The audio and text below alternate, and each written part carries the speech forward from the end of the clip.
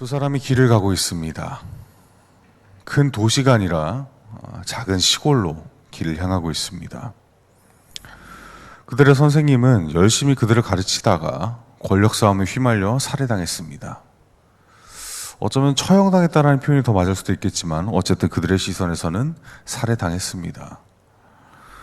이들이 들었던 생각은 선생님을 어떻게든 지켜야 했다라는 후회나 혹은 맞서 싸워야 됐다라는 그런 느낌이 아니라 일단 우리도 살아야겠다라는 그런 절박함이었습니다. 그리고 무엇보다 선생님을 통해서 꿈꾸었던 그들의 미래가 부정당하고 좌절되었다는 사실에 낭망하며 시골로 향하고 있던 중이었습니다. 그런데 그들의 곁에 한 사람이 나타납니다. 이 사람이 자기들과 같이 길을 가려던 것인지 혹은 자기의 목적지가 따로 있어서 그 길을 가던 와중에 자기들과 겹친 것인지는 아무도 모릅니다. 그런데 이 사람이 문득 자신들이 떠나왔던 그 도시에서 일어났던 일들에 대하여 말합니다. 이야기를 들어보니 그 남자가 질문하고 있는 내용은 바로 자기의 선생님에 대한 것이었습니다. 큰 도시에서 어지러운 일이 있어서 누군가 처형당했다는 소식이 있던데 혹시 알고 있는 게 있습니까? 라고 그 사내가 질문하죠. 그리고 그 제자 중 이미 말해버렸군요. 네, 그 두 사람 중에 제자 중에 한 사람이 자기의 선생님에 대해서 이야기합니다. 그런데 이 남자는 그 선생님에 대하여서 제자 중에 한 사람이 선생님에 대해서 이야기한 것에 동의하지 않는 것처럼 보입니다. 그리고 나서 그 선생님에 대하여서 새로운 이야기를 제자들에게 들려주지요. 여러분이 잘 알고 있는 그리고 또 들어보신 바 있을 엠마오로 향하는 두 제자에 대한 이야기입니다. 그 두 제자가 어떤 생각을 가지고 그리고 누구였는지를 성경에서 묘사하고 있지는 않습니다. 또 누구였다라고 특정하고 있지도 않고요. 그렇기 때문에 우리는 이 대목을 통해서만 이 제자들이 어떤 생각을 가지고 있었고 또 어떤 목적을 가지고 있을지를 행간을 통해서만 추측할 뿐입니다. 몇 가지 정보를 좀 추려내 보자면 이들은 선생님이셨던 예수님이 십자가에 달려 죽으신 이후로 예루살렘을 떠나 엠마오로 향하는 중이었습니다. 그런데 이들에게는 예수님이 혹 말씀하셨던 것처럼 정말로 살아나셨을지 모른다라는 정보가 이미 들어와 있었습니다. 그날 새벽에 여자들이 예수님께서 묻히셨다라는 무덤으로 향했었고 그리고 빈 무덤이 있더라, 무덤 문이 열려 있었다라는 그런 이야기를 이미 들었기 때문이지요. 제자들은 그렇게 생각했을지도 모릅니다. 정말로 선생님이 우리에게 얘기하셨던 것처럼 살아나셨을까? 하지만 그들의 결정은 예수님이 살아나셨을 것이다 라는 그 기대를 품고 예루살렘에 머무르는 것이 아니라 예루살렘을 떠나 작은 시골 엠마오로 가는 것이었죠. 여러분들이 아시다시피 예수님께서 잡히시던 날 밤에 제자들은 예수님을 지키지 않았습니다. 심지어는 예수님과 함께 죽겠노라 라고 자신 있게 호언장담했던 베드로마저도 예수님을 3번 부인하며 어떻게든 예수님을 벗어나려고 했었죠. 그 베드로는 심지어 주는 그리스도시요 살아계신 하나님의 아들이십니다 라고 우리가 알고 있는 예수님이 정말로 누구신지에 대한 정확한 이해를 가지고 고백했던 그런 사람이었는데도 말입니다. 이 제자들이라고 다를 바 없습니다. 제자들도 아마도 예수님께서 예루살렘에 처음 승리자로서 입성하셨을 때 많은 기대를 가지고 예수님과 함께 장밋빛 미래를 꿈꿨을지 모릅니다. 그런데 불과 일주일 만에 예수 그리스도를 십자가에 못 박으라, 그 책임은 우리가 질 것이다 라며 광기 어린 외침을 가득 메우고 있는 예루살렘 사람들을 보며 그들 또한 두려움을 느끼고 몸을 피하기를 선택합니다. 예루살렘에 예수님의 부활 소식을 듣고 머물 만도 하건만 그들의 선택은 그저 작은 시골로 가서 이 사태가 진정되기까지 몸을 피해보자라는 것이었죠. 그리고 그 곁에 예수님께서 나타나셨습니다. 제자들의 시선에서는 어땠을까요? 예수님을 통해서 바라보던 그 상황들이 좌절된 제자들이 가지고 있던 생각은 어떤 생각이었을까요? 모르면 몰라도 이들에게 자신들이 믿고 있던 그리고 자신들이 기대하고 있던 그 미래가 좌절된 것에 대해서는 말 그대로 멘탈이 붕괴되었다라고 하는 요새 표현처럼 아무것도 생각나지 않았을지 모릅니다. 그리고 더불어서 자기들의 선생님이 신성 모독죄 그리고 로마에 반역한 죄로 처형되었던 것처럼 그 제자인 자신들도 휘말려서 죽을지 모른다라는 불안감부터 먼저 들었을지 모릅니다. 그렇기 때문에 예루살렘을 빠져나갔던 것이겠죠. 그들의 시선은 철저하게 자기들이 경험했던 시선, 그리고 자기들이 생각했던 그 세상을 바라보는 방식에 기초하고 있었습니다. 그들이 믿어왔던 것 또한 선생님을 통하여서 자신들이 어떤 미래를 가지게 될지, 또 자신들이 어떤 생활을 누리게 될지에 대한 부분도 결국에는 자신들이 기대한 바, 자신들이 생각한 바, 자기들이 세상을 바라보는 방식에 기초한 것이었습니다. 그렇기 때문에 그들이 엠마오를 향하는 길에 예수님께서 나타나셔서 예루살렘에 있던 소동에 대한 일을 물어보자 그들이 대답한 방식은 지극히 자신들의 방식다웠습니다. 우리가 누가복음 24장 19절로 20절의 말씀을 같이 한번 읽어볼 수 있으면 좋겠는데요. 여기서 우리가 제자들이 품고 있던 시선을 조금이나마 살펴볼 수 있습니다. 함께 읽겠습니다. 이르시되 무슨 일이냐? 이르되 나사렛 예수의 일이니 그는 하나님과 모든 백성 앞에서 말과 일에 능하신 선지자이거늘 우리 대제사장들과 관리들이 사형 판결에 넘겨주어 십자가에 못 박았느니라. 아멘. 제자들은 예수님께서 예루살렘에 있던 소동에 대해서 무슨 일이냐라고 묻자 이렇게 대답했습니다. 나사렛 예수의 일이다라는 것까지는 그저 그들의 선생님에 대한 것이니 넘어갈 수 있겠지만, 그러나 그 다음에 붙어있는 말들을 통해서 이 사람들이 예수님에 대해 어떤 시선을 가지고 있었는가라는 걸 알 수 있습니다. 제자들은 이야기하기를 하나님과 모든 백성 앞에서 말과 일에 능하신 선지자가 바로 예수님, 자기들의 선생님이었다라고 그렇게 이야기하고 있죠. 그러나 아까 베드로가 고백했다라고 그렇게 내용을 말씀드린 것과 마찬가지로 하나님의 아들이셨던 그 예수 그리스도는 단순한 선지자가 아니었습니다.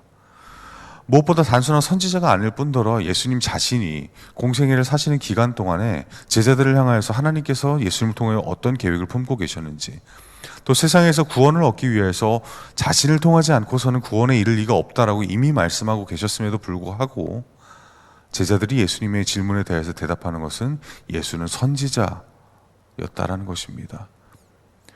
그저 그동안 서기관들과 바리새인들이 가르쳐주는 성경 말씀과 다르게 사람들이 이해할 수 있을 만큼 신선한 성경 해석을 가지고 나온 사람, 그리고 다른 이들이 꺼려하는 것과는 다르게 하나님의 능력을 받아서 다른 이들의 병을 고쳐주고 귀신을 쫓아내주고 수많은 기적을 일으켰던 사람, 하나님의 아들은 아니었던 것이죠. 그래서 그 사람이 대제사장에게 잡혀 죽었다라는 그 이야기로서 그들은 더 이상 선생과 함께 그 생활을 이어나갈 수 없음을 이야기합니다. 그들에게 더 이상 예수는 존재하는 사람이 아니었던 것이죠. 죽은 지 사흘 만에 다시 한번 일어나야 될 것이다 라고 분명히 예수님께서 제자들에게 말씀하셨음에도 불구하고 그 제자들은 예수님께서 십자가에 달려 죽으셨으니 이제 더 이상 돌아오시지 못할 것이다 라는 이야기를 당연하게 하고 있습니다. 이것이 이들이 가진 믿음이었습니다. 이것이 이들이 하나님의 아들 예수 그리스도를 향하여서 가지고 있던 생각이요 믿음이었습니다. 그리고 많은 경우 지금 우리가 가지고 있는 믿음이기도 합니다. 아이들에게 사도신경을 주제로 가지고 수련회를 진행하였을 때 믿음에 대해서 이야기하며 너희들이 교회에 대해서 어떻게 표현을 하느냐라고 그렇게 물어봤습니다. 그랬더니 표현이 두 개로 갈리더군요. 하나는 하나님을 믿는다라고 표현하는 것이었고, 다른 하나는 교회를 다닌다라고 얘기하는 거였습니다. 그런데 우리는 여기서 조금 이상한 부분을 발견하게 됩니다. 마치 이 아이들은 교회를 다니는 것이 학원을 다니는 것처럼 생각하는 경우도 적지 않았다라는 것이죠. 우리는 교회를 어떻게 다니고 있습니까? 아니, 교회를 왜 다니고 있습니까? 사도신경을 통해서 우리가 바라봤을 때 우리가 중요하게 여겨야 될 것은 그것이 고백하고 있는 믿음의 대상이 분명하다라는 사실입니다. 이미 사도신경 처음에서부터 천지를 지으신 하나님 아버지를 내가 믿사오며 그 외아들 우리 주 예수 그리스도를 믿사오니 라고 고백하고 있죠. 이미 믿음의 대상을 정확하게 지목하고 우리가 그분을 믿는다. 그 외에는 그분이 어떤 삶을 사셨는가, 예수 그리스도께서 어떤 공생애를 사셨고, 그리고 우리는 그 믿음의 내용을 가지고 어떤 믿음의 생활을 할 것인가 라는 것을 고백하고 있는 것을 보게 됩니다. 교회에 다니는 것이 아니라 우리는 믿기 때문에 하나님 앞에 나오는 것이죠. 이 차이는 분명한 것입니다. 그렇기 때문에 예수님께서는 이 제자들의 믿음에 대하여서 다시 한번, 그리고 우리들이 가지고 있는 믿음에 대해서 다시 한번 되짚기를 바라고 계십니다. 제자들을 향해서 말씀하신 내용들을 우리가 다시 한번 읽을 수 있으면 좋겠는데요. 누가복음 24장 25절로 27절의 말씀을 함께 읽기를 원합니다. 함께 읽겠습니다. 이르시되 미련하고 선지자들이 말한 모든 것을 마음에 더디 믿는 자들이여, 그리스도가 이런 고난을 받고 자기의 영광에 들어가야 할 것이 아니냐 하시고, 이에 모세와 모든 선지자의 글로 시작하여 모든 성경에 쓴 바 자기에 관한 것을 자세히 설명하시니라. 아멘. 만약에 교회에 다닌다라고 했다면 그들이 바라는 것은 다른 방향일 것입니다. 그러나 하나님을 믿는다라고 하면서 우리가 교회 안에 공동체로 모여 복음을 영접한 이들로 나타나게 됐다면, 우리는 분명하게 말씀 속에서 하나님께서 우리를 위하여 어떤 구원 계획을 세우셨고, 또 예수님께서 왜 나를 위하여 십자가에 달려 죽으셔야 했고 어떤 삶을 사셨으며, 그 복음으로 말미암아 우리가 어떤 신앙생활을 해야 될 것인지를 분명히 알게 됩니다. 제자들이 바라보기에 예수님은 그냥 사람이었습니다. 아니, 사람보다 조금 더 나아간다라고 한다면 하나님의 말씀을 조금 더 잘 이해하고, 그리고 하나님의 말씀을 기반으로 많은 사역들을 하면서 하나님의 능력을 발휘했던 그런 선지자로서만 끝났습니다. 그러나 예수님은 분명히 말씀하시죠. 이래로부터 많은 선지자들이 예수 그리스도라는 그 존재에 대해서 이야기했으며, 하나님께서 품으신 계획에 대해서 이야기했으며, 그 존재가 바로 나라. 너희들이 믿어야 되는, 그리고 너희들이 만났던 그 존재가 바로 나다라고 말입니다. 그들은 이제 선택을 강요받습니다. 그들이 지금까지 바라왔던 믿음과 그들이 지금까지 경험했던 그 모든 세상적인 경험들을 내려놓고 하나님께서 주시는 말씀과 하나님께서 주시는 계획을 순종하기를, 그 계획에 순종하여서 자신의 믿음을 내어놓기를 하나님께서는 바라고 계신 것이죠. 예수님은 지금 그 순간 제자들에게 새로운 시선을 보여주고 계신 것입니다. 이제는 그들의 믿음을 끝내야 합니다. 이제는 그들이 바라보았던 세상을 내려놓아야 합니다. 우리가 가지고 있는 믿음은 다른 것이 아니라 우리가 지금까지 생각해왔던 것, 우리가 지금까지 믿어왔던 것, 그리고 우리가 지금까지 바라보았던 그 세상을 바라보는 방식 모두를 내려놓고 하나님께서 우리에게 주신 그 생각과 마음, 그리고 하나님께서 우리에게 보여주시는 하나님의 세상을 받아들이는 일입니다. 바로 그것이 우리가 가지고 있는 진정한 믿음이라 할 것입니다. 그래서 제자들 또한 마찬가지로 예수님께서 보여주시는, 원래 예수님께서 어떤 분이셨는가, 성경에서 말씀하고 있는 그 예수님의 삶과 예수님께서 이 땅에 오신 목적이 무엇인가라는 것을 알아보게 되고, 그래서 그들은 새롭게 그들의 반응을 다시 새롭게 하게 되지요. 32절 말씀, 아까 우리가 읽었던 말씀에는 제자들이 서로 이렇게 이야기하고 있습니다. 우리에게 말씀하시고 우리에게 성경을 풀어주실 때에 우리 속에서 마음이 뜨겁지 아니하더냐. 그들의 마음 가운데 예수님께서 십자가에 달려 죽으셨다라는 그 사실만 남아있었을 때에는 차갑게 식어 있었습니다. 단지 그들에게 남아있는 것은 지금 이 상태로 우리가 예루살렘에 남아있다가는 예수님께서 죽으셨던 것처럼 우리도 휘말려 언제 우리의 목숨이 위태롭게 될지 모른다라는 그 생각 하나뿐이었습니다. 그러나 예수님께서 왜 죽으셔야 됐는가, 그리고 예수님께서 왜 이 땅 가운데서 그런 삶을 사시고 왜 이 땅에 오셔야 됐는가라는 근본적인 질문부터 많은 해결책을 예수님께 듣고 나서는 그들은 이제 더 이상 그들의 믿음을 가지려는 것을 고집하지 않습니다. 그들은 그들의 믿음을 죽였고 그들의 생각을 죽였고 그들이 세상을 바라보는 방식을 죽였습니다. 그리고 그들은 뜨거운 마음으로 복음을 받아들여서 그들의 마음이 뜨거워진 채로 다시 한번 예루살렘을 향해서 그들의 발길을 옮깁니다. 그렇게 해서 그들이 마주한 것은 어떤 풍경이었을까요? 제자들과 다시 합류한 그 두 제자들이 마주한 것은 다름 아닌 자기들의 선생님, 말씀을 풀어주시며 예수 그리스도가 어떤 존재셨고 이 땅에서 어떤 삶을 살 것이며 왜 이 땅에 오셨는지를 알려주셨던 자기들의 선생님이 다시 한번 그 자리에 나타난 모습이었습니다. 뿐만 아니라 십자가에 달려 죽으시면서 남겼던 그 손바닥과 발바닥의 구멍 또한 보여주시면서 내가 너희들이 죽을 때 바라보았던 그 선생님이 맞다라는 사실까지 증명해 주십니다. 그리고 무엇보다 그들에게 이렇게 인사하시죠. 너희에게 평강이 있을지어다.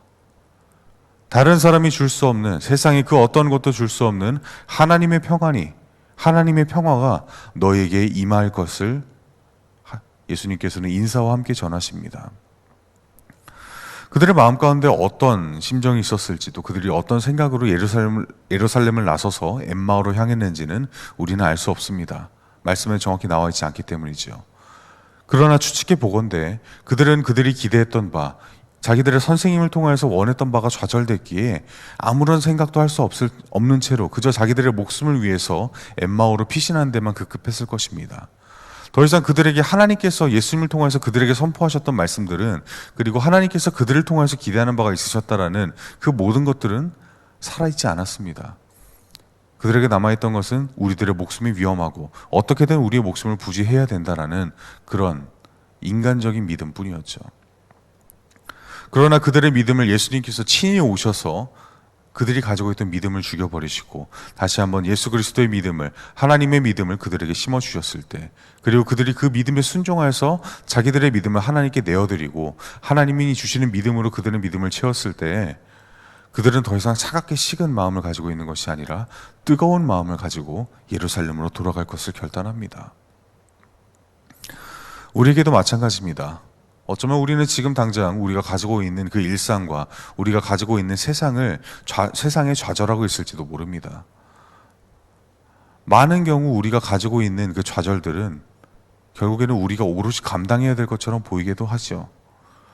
다른 누구도 도와줄 수 없이 그저 내가 혼자서 사귀고 혼자서 끌어안고 있어야 될 것처럼 보이기도 합니다. 그러나 여러분, 그 순간 가운데서도 예수님은 우리 곁에 계십니다.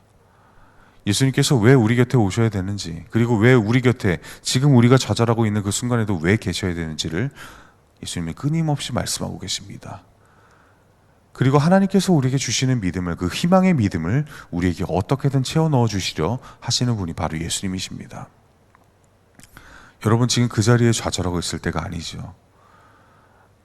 끝난 것처럼, 이제 우리는 끝났어, 더 이상 희망이 없어, 더 이상 다음으로 나아갈 수 없어라고 그 희망을 완전히 꺾어버린 채로 그렇게 좌절하고 있을 틈이 없습니다.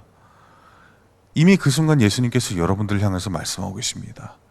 이미 그 순간 여러분들의 꺾여버린 믿음을 향해서 하나님께서 하시면 능히 할 수 있노라고, 하나님께서 여러분들을 위하여서 이끌어내실 길을 예비하여 놓으셨노라고 말씀하고 계신데, 그 믿음을 채워넣기 위해서 계속해서 예수님을 통해서, 성경을 통해서 여러분들에게 말씀하고 계신데, 우리가 그 믿음을 채워넣어야 하지 않겠습니까? 그 믿음을 우리의 믿음에 더 씌워야 되지 않겠습니까? 그래서 우리의 마음이 뜨거워지고 우리가 다시 한번 좌절했던 그 현장으로 나아가서 오히려 그 좌절이 아니라 좌절을 넘어서 하나님의 영광을 드러내는 도구로서 우리가 쓰여야 되지 않겠습니까? 그때 하나님께서는 우리에게 평강을 주십니다. 샬롬을 주시고 하나님께서 우리에게 다시 한번 회복을 주십니다. 좌절할 수 있지만, 넘어질 수 있지만, 그러나 그것으로 끝나서는 안 됩니다. 그것으로 끝나버린다면 우리는 거기에서 멈춰선 채로 더 이상 앞으로 나아갈 수 없습니다. 사랑하는 성도 여러분, 예수님께서 우리를 위해 죽으셨던 그 현장으로 다시 한번 나아갈 수 있기를 원합니다. 우리가 죽었지만 이미 예수님께서 우리를 위해서 먼저 죽으셨던 그 자리로 돌아갈 수 있기를 원합니다.